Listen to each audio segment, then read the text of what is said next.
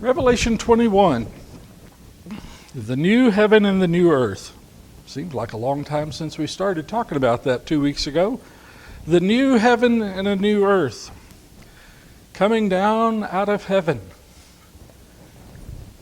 When it talks about coming down out of heaven, well, first the old one has to pass away. That's the assurance. We talked about it a little bit last time. You think about those first century Christians, the first heaven and earth is going to pass away. Those people essentially are homeless. They're aliens in Rome. Nobody cares for them there, or aliens in Southwest Asia. Nobody wants them there. They can't go back to Jerusalem. It's in ruins. Physically speaking, they're without a home. They have one, a new heaven and earth. They are assured that there is a place prepared for them. In the body that we will receive in that new heaven and new earth, we do not know the form of it, but we know there's a place to enjoy that spiritual existence.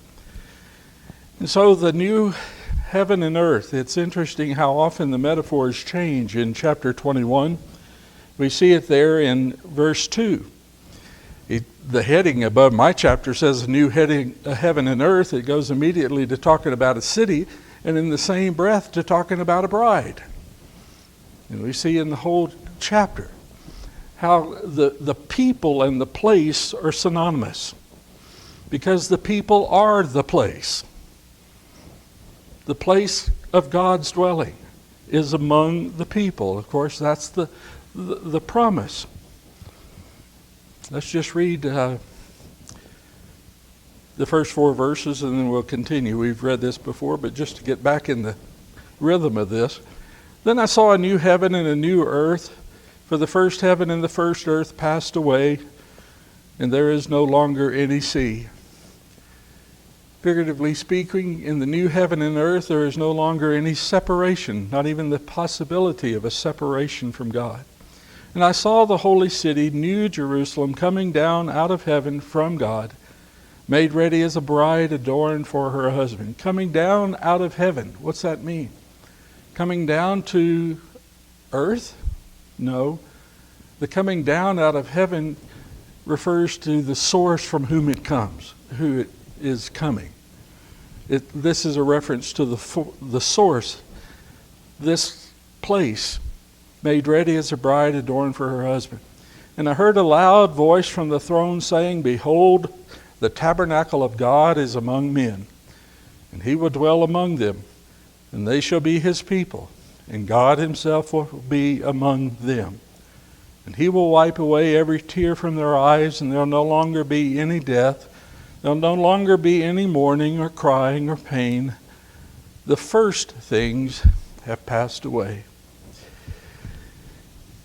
It's interesting, we've seen in previous chapters the foretelling of a marriage supper of the Lamb, the coming of this ceremony, and here at last it comes. We go chapter 19, verse 7 and through 9, there's the marriage supper, the supper of the Lamb, and now in chapter 21 and verse 2, here we come to the ceremony. It's initiated how? By this loud and clear announcement, "Behold, the tabernacle of God is among men." Interesting, in the age of this present heaven and earth, what's man doing? Man's trying to build a tabernacle or a temple or a place for God to dwell. What's he doing in the new heaven and earth? He's prepared us a place to dwell with him. He's there. The presence of the Almighty there is assured. He is with his people. Notice it there again that it's not just a place. The emphasis is on being with holy people.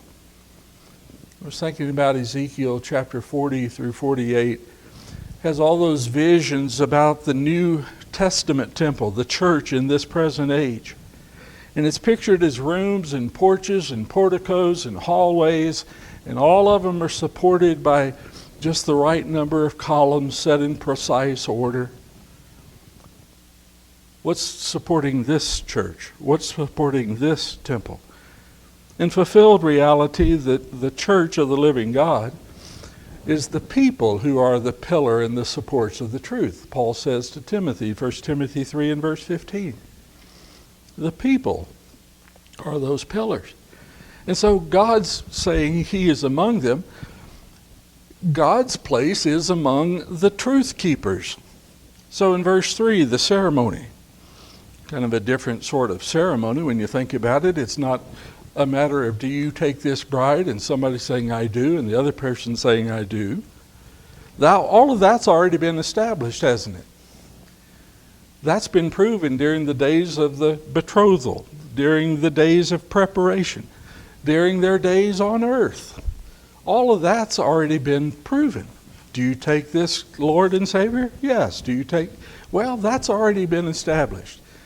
For many of the saints there, again, thinking about the first century, their vows were made. Their faithfulness is being proven at that very time. You go a whole lot further back. Some of the people who will be there at the judgment, their vows were made thousands of years ago. Those heroes we read about in Hebrews chapter 11. Their faithfulness was proven thousands of years ago. For we who are yet living, it's being proven right now, isn't it? So it's not a matter when you get there, well, do you take this one or do you take that one? That's already established. And so there's this declaration that he will dwell among them, and they shall be his people, and God himself will be among them. When I read that, I like to count things, so I thought, how many times is that said in the Bible? And I counted. 217. 217 times in some form, I will be your God and you will be my people, or those kinds of things. 217 times, but here at last, how absolute is this bond? How close is this relationship? In chapter 21 and verse 7, the Almighty God emphasizes the closeness. There it is akin, I will be his God and he will be my son. It's akin to that father and son relationship. But of the lamb and of this bride, it's even closer than that. They become of the same nature. When you talk about the absolute bond and the closeness of this relationship, it's really not a closeness, it's a oneness, isn't it? What did Jesus pray for in John 17? This oneness by faith, and ultimately this fulfilled oneness. That's what is new. He keeps talking about all these things that are new in the new heaven and earth. That's something that has never existed before. That kind of oneness, and of a kind that cannot be separated. In verse 4, what other things are new? The absence of tears, the absence of death, the separations, the grieving, the loss, no pain. Those are no more because that's part of what's been removed. There's no more tears because there's no more sadness. There's no more crying because there are no more separations or death. In other words, there are no more heartaches that began with sin. There's no more curse, is the meaning of it.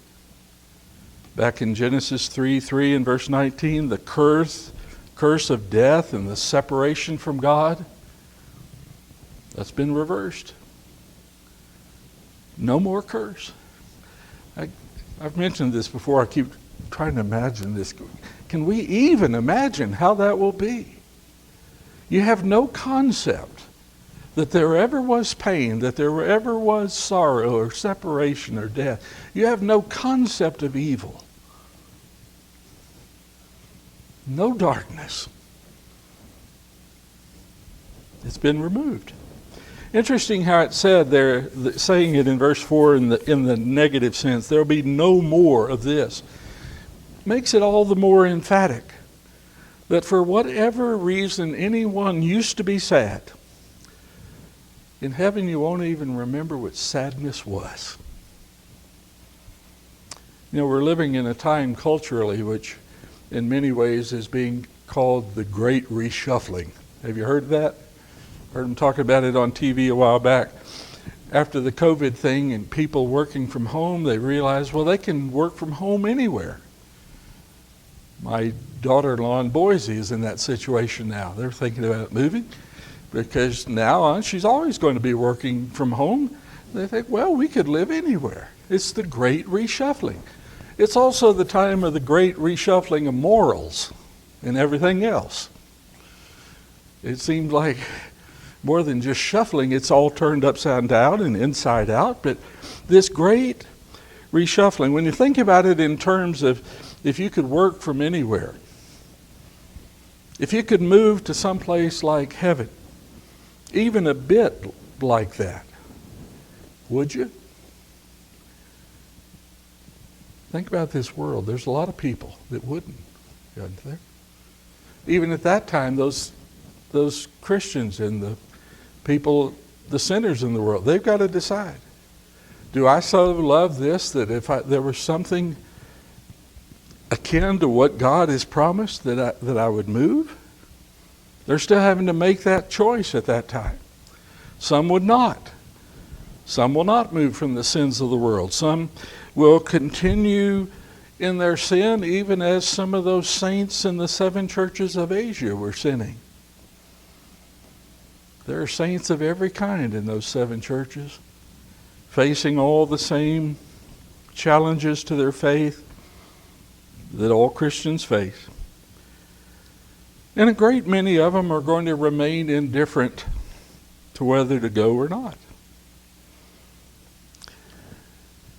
So why would somebody, if they were yet in doubt here, why would someone desire to pursue what is described in this promise?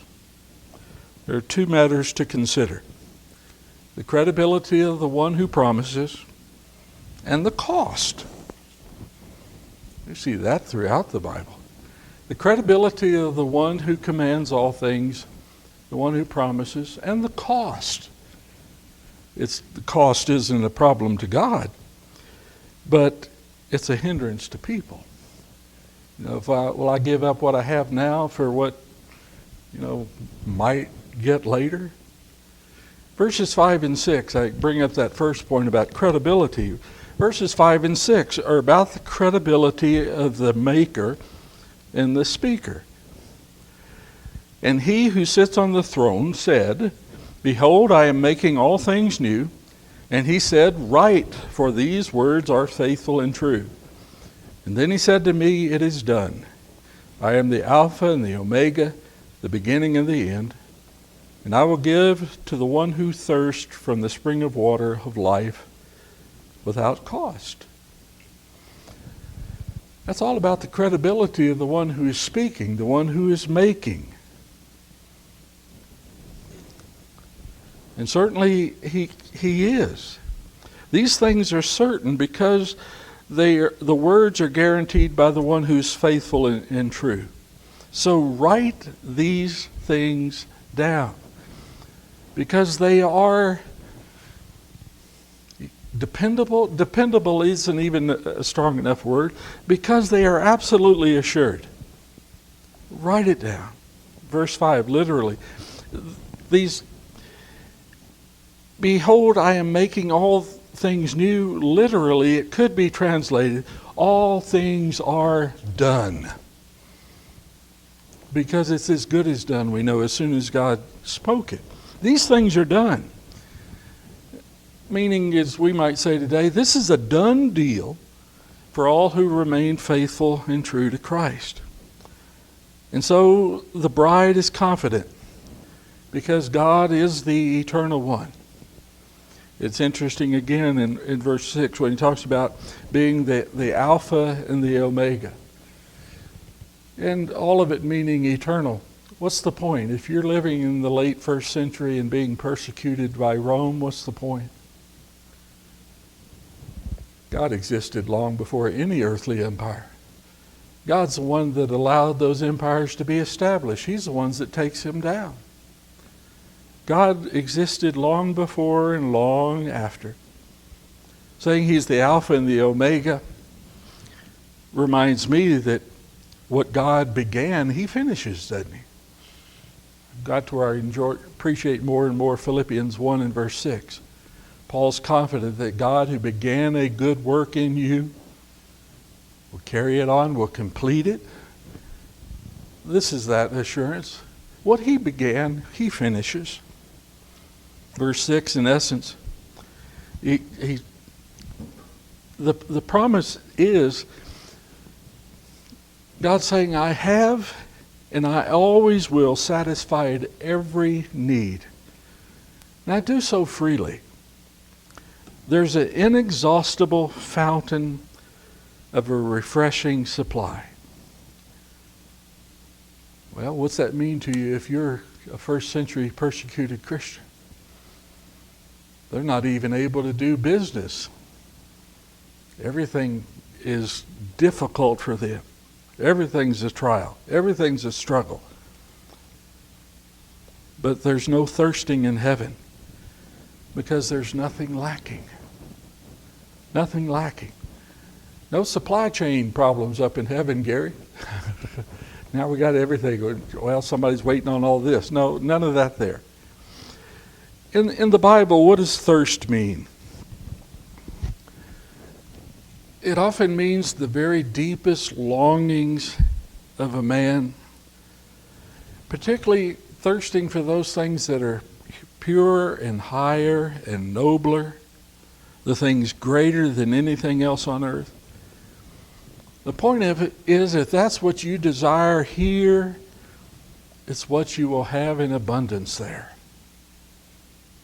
Is it what you want now? But yet may be striving for there. It's in abundance. There's an old song that I remember because in my denominational past, it happened to be the first solo I sang as a teenager.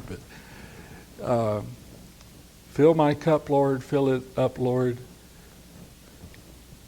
Quench this thirsting of my soul, bread of heaven, feed me till I want no more. That's the assurance. And without cost. Because not even the richest person on earth can provide this for himself. Without cost. God's already paid it. He made it. Heaven and all its blessings are abundantly provided by God's grace. And provided for whom? Verse 7. Here's the ones who will hear that marriage consummated in verse 3. God dwelling among them. Who is that? Verse 7. He who overcomes will inherit these things, and I will be his God, and he will be my son.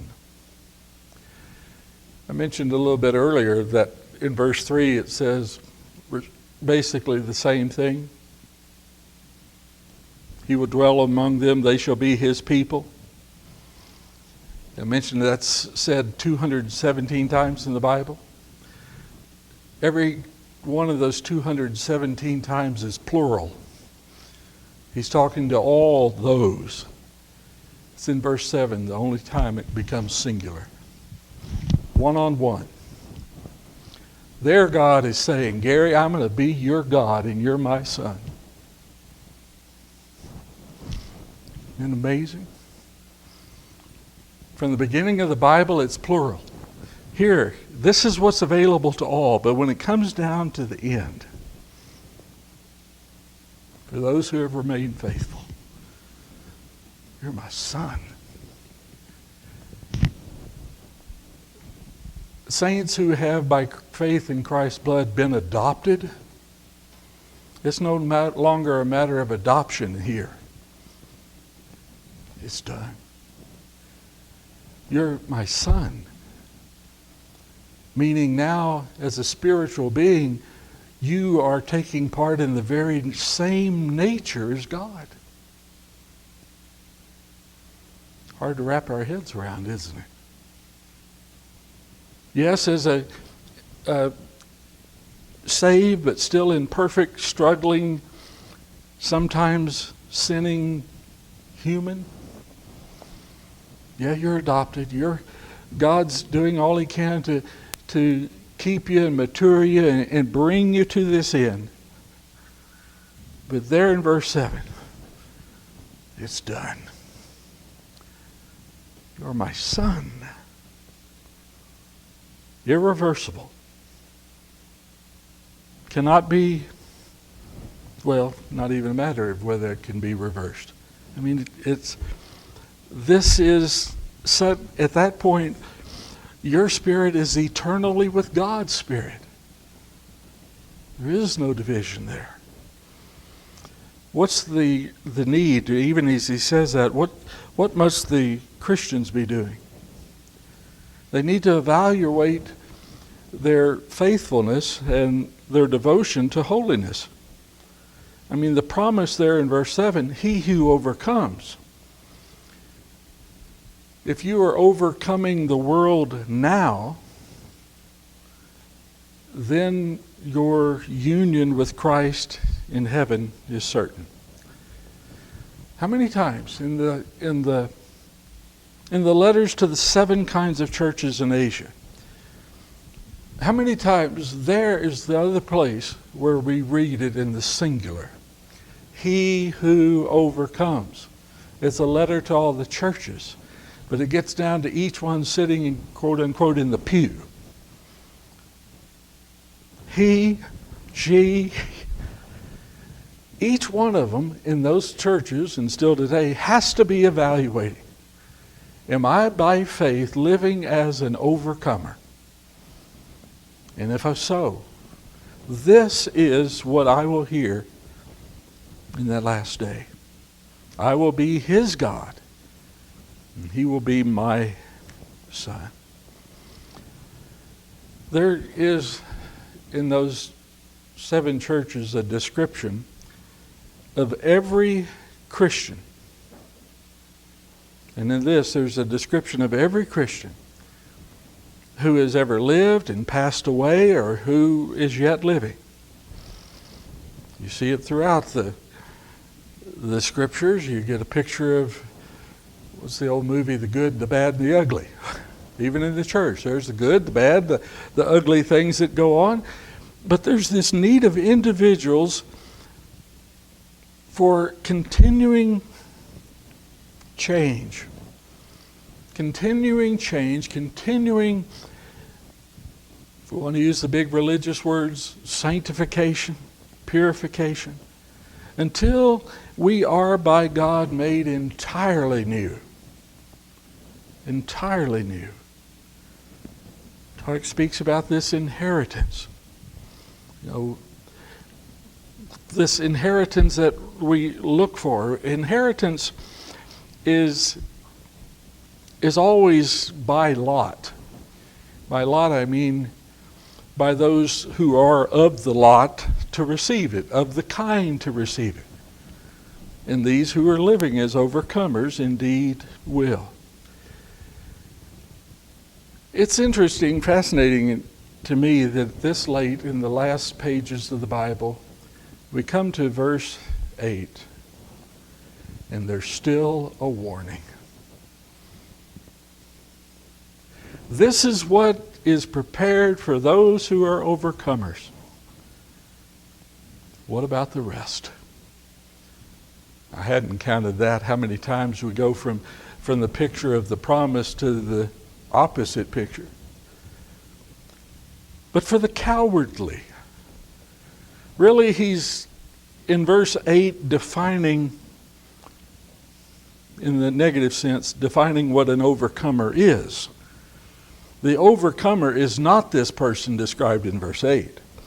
But for the cowardly and unbelieving and abominable and murderers and immoral persons and sorcerers and idolaters and all liars, their part will be in the lake that burns with fire and brimstone, which is the second death. This late in the Bible. And again, if we put ourselves in the place of those first century Christians, consider their circumstance. This late, some of them have endured for decades. But what's the danger? Some of them haven't. For the cowardly. These are the people that won't defend their faith when they're pressed to defend it. They won't speak up for Christ when it is time to speak. They're fearful of persecution now, despite the eternal promise. I mean, again, it's the exact opposite of this person in verse 7, the one who is overcoming. This is the one who stands for the faith, stands with Christ, continues in the faith, endures the persecution, and doesn't waver. But the cowardly, they will not own the faith when they are pressed to defend it. I saw an article just recently speaking of the cowardly. There was a quote in the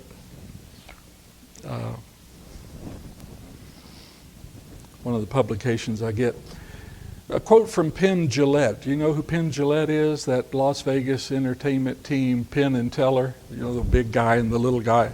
The little guy never says anything. Jillette is widely known for being a rabid atheist. He makes no secret of it. That's him. But he's talking about a show that he did when one of the people in the show, right at the end of it, came up and brought him a Bible. They knew he's an atheist. The guy who brought it to him wanted to show him something. Would you just read this? The guy knew he's an atheist. But Jillette was very impressed. Here's a guy who knows I'm against God, but is not so fearful, or he, on the other hand, is so convicted for God that he's going to come up to me and try to teach me. Jillette said, I have no respect at all for a Christian who, if they really believe what this says, does not even try to proselytize. Quite the point, isn't it? You know, don't even try. How can you respect that? In the way it's described here as well. You know, not having the courage to do what you know is right. Fearful of the backlash. You know, it is in effect in verse 8, unbelieving. To say that you trust in God, but you are fearful of the persecution, that you won't say a word. What's the next word described there? Abominable. What's the message from God? This is an abomination. This is detestable in God's sight. That you say you trust me? That you're so fearful that you won't speak for Christ? Detestable. It's quite a serious, grave picture there in the very closing pages of the Bible. That you'll just be silent. Particularly in light of verses 5 and 6. To say that you trust God, the one who is making all things new, the one who is faithful and true, the one who is eternal, the one who supplies all things, to say that you believe that, but are not trusting God, that is, in God's sight, an abomination. detestable, not having courage.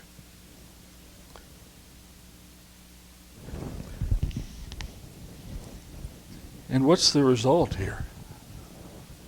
This is mentioned in the same mindset with those sins that are leading to death and leading to the second death, separation from God.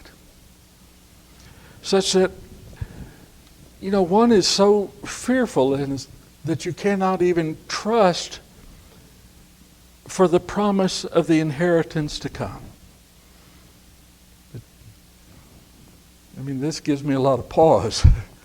There's people I need to speak with. And sometimes, you don't want the backlash. How's God see that? Detestable.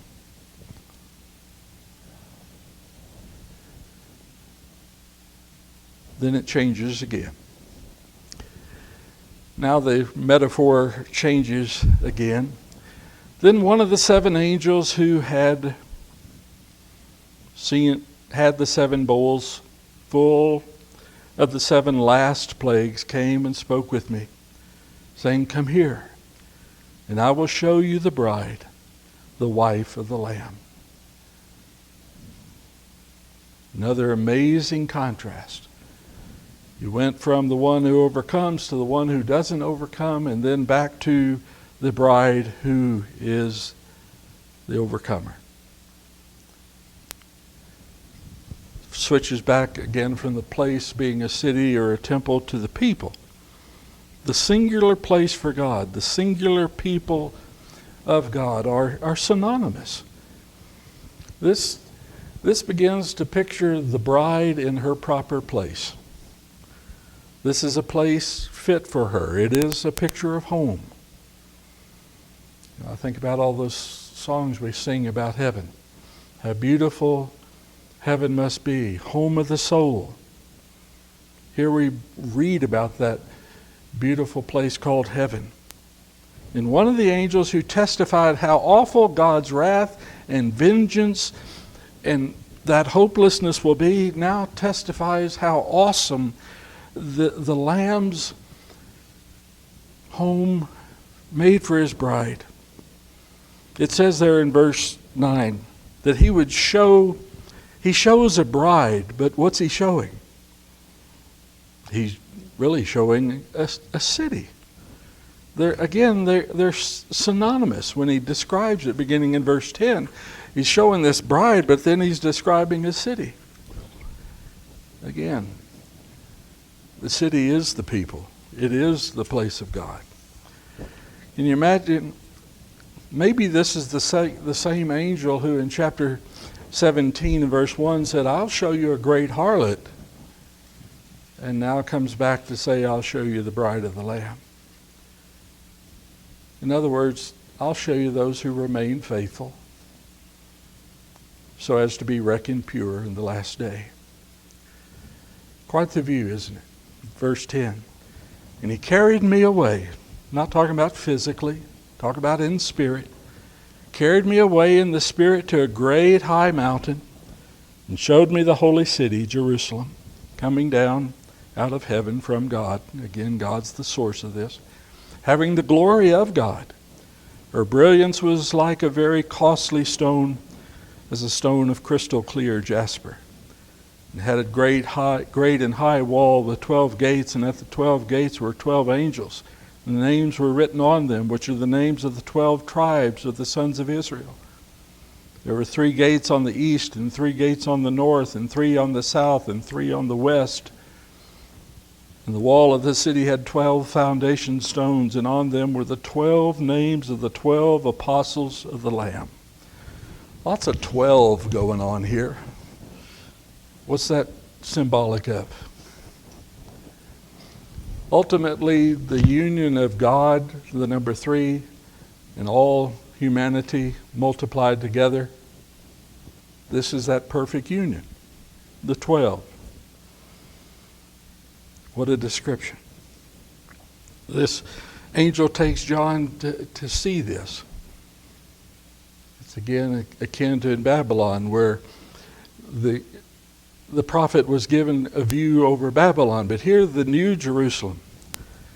Interesting. This new place, verse 11, is described as having the glory of God. Again, we're not talking about a city. Who are we talking about? We're talking about the people. These people having the glory of God. Her brilliance was like a very costly stone, as a stone of crystal clear jasper. That harlot back in chapter 17 was a pretty showy gal. Look like mighty fine stuff. Nothing like this.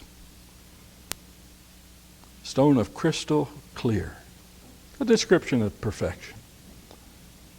A costly stone. And so, this New Jerusalem is seen as possessing the glory of God.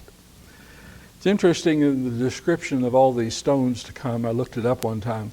All of them are translucent. All of them will transmit the light that's from within them. So this is glowing. Translucent, and all this like beautiful radiant colors. The kind of church the 12 tribes will enter. 12 tribes, 12 names, 12 angels. Again, it's that figurative union, the uniting of the Godhead and all mankind, and the multiplication of the glory that comes with it. So here the universal church is entering into her reward. No mention of St. Peter standing at one gate, is there? No, there's a welcoming party in a sense. There's this party of angels giving approval to each one who enters the gate. It's for all those people who will hear, "Well done, good and faithful servant." Notice verse 13, there are 12 gates. I shouldn't have to ask this question in this room, but I will anyway. Some suppose that means there's 12 ways to enter heaven.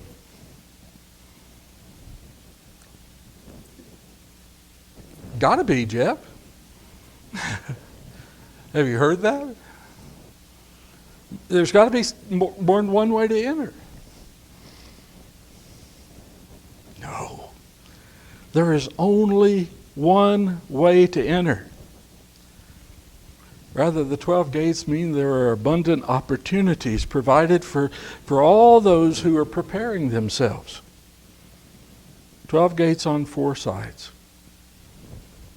All the faithful from all the nations, all humanity is coming. I think perhaps the most important 12 in these verses is in verse 14. 12 names of the 12 apostles of the Lambs. How important is apostolic teaching?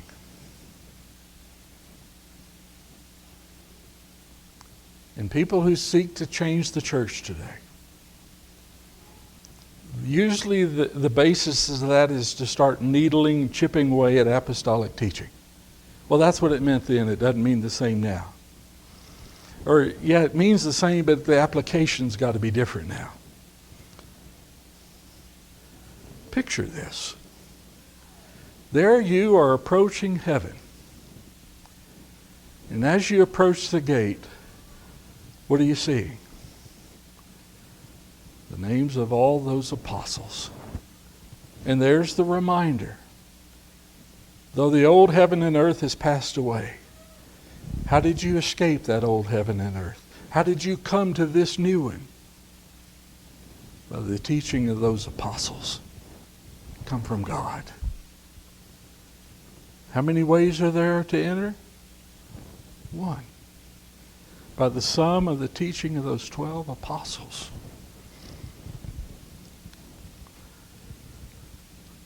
That's what they're remembering.